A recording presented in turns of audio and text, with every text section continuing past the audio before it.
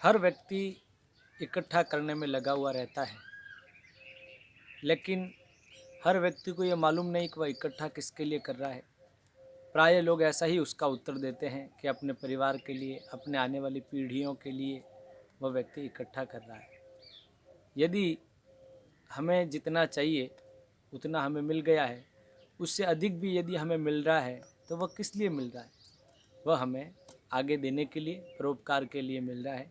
ये धारणा, ये भावना हम लोगों के भीतर होनी चाहिए। आपने देखा होगा कि तालाब कोई जल से भरा हुआ है, बहुत दिनों का पानी पड़ा हुआ है। वो पानी किसी और चीज़ों के लिए काम में नहीं आ सकता, लेकिन उसी पानी को सिंचाई के रूप में उलीच दिया जाए तो वह भूमि से सोना उत्पन्न कर देगा, अर्थात हरी भरी फसल उत्पन्न करने में सहयोगी हो जाएगा वही पानी। तो जो पानी किसी के काम नहीं आ रहा है, वो पानी हरी भरी फसल को करने के लिए एक महत्वपूर्ण भूमिका निभा रहा है।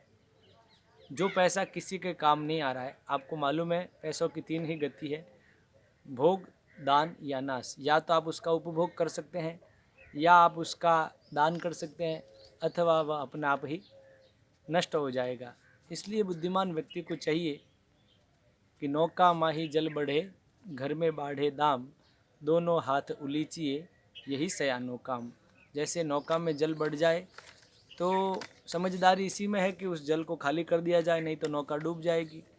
उसी प्रकार जिसके यहाँ धन आवश्यकता से अधिक हो तो उसको चाहिए कि परोपकार के कार्य में लगाए, वह ऐसे आदर्श स्थापित करे समाज के लिए कि जिससे लोग भी प्रेरणा लें और वे अपने धन का सही सही सदुपयोग करें।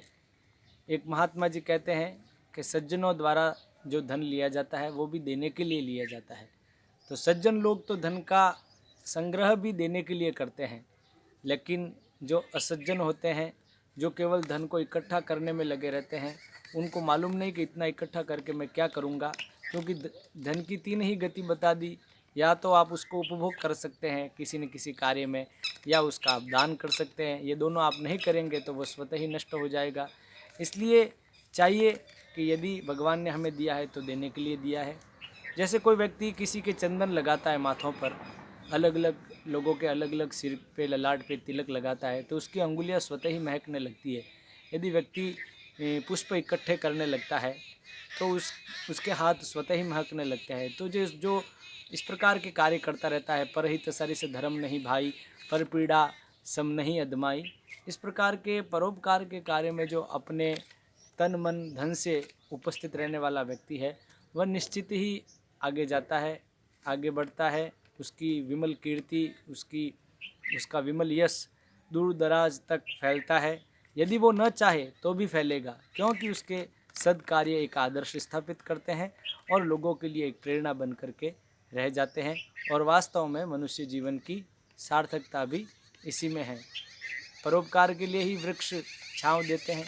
कितनी हरी भरी प्रकृति अच्छी लगती है। आप भी देख लीजिए वीडियो के अंदर, जैसे मैं बैठा तो पीछे ये चंपा का पौधा है, ये पक्षियों का कलरव है, कितना सुंदर लगता है।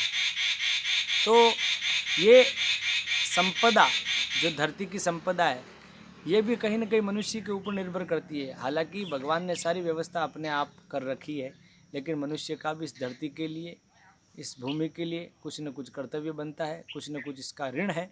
तो उसको चाहिए कि वो वृक्षारोपण में धन लगाए, उसको चाहिए कि वह गौशालाओं में अपना धन लगाए, उसको चाहिए कि पक्षियों के लिए वो दाने पानी की व्यवस्था करे, उसको चाहिए कि गरीब लोगों की वो मदद करे, उसको चाहिए कि वह हर असहाय व्यक्ति की सहायता करे। यदि उसकी अप्रोच अच्छी है, मान लो उसके पास धन नहीं है, तो वो उसको चाहिए कि वह अपने मिलने वाले सभी लोगों को प्रेरित करे उन लोगों की मदद के लिए जो वास्तव में असहाय है, जो वास्तव में कुछ कर नहीं पा रहे, जिनके लिए 2 समय का भोजन करना भी बहुत कठिन कार्य है, चुनौती भरा कार्य है। तो एक व्यक्ति को अपने आसपास का जो समाज है, अपने आसपास का जो दायरा है, अपने आसपास की जो स्थिति है, उसको संवारने में हमेशा लगे रहना चाहिए, जुट जाना चाहिए, ताकि लोग ये समझ सके कि वास्तव में अभी भी इस धरती से मानवता नष्ट नहीं हुई है। अभी भी इस धरती में ऐसे ऐसे लोग हैं जिनका हमने पुराणों में, इतिहास में बखान पढ़ा है, वे लोग अभी लुप्त नहीं हुए हैं, वे लोग अभी भी जागृत हैं, वे लोग अभी भी विद्यमान हैं। तो इस प्रकार के सद्कार्य करते रहें और अपने जीवन को सार्थक एवं सफल बनाएं। आज के लिए इतना ही। जय श्री कृष्ण।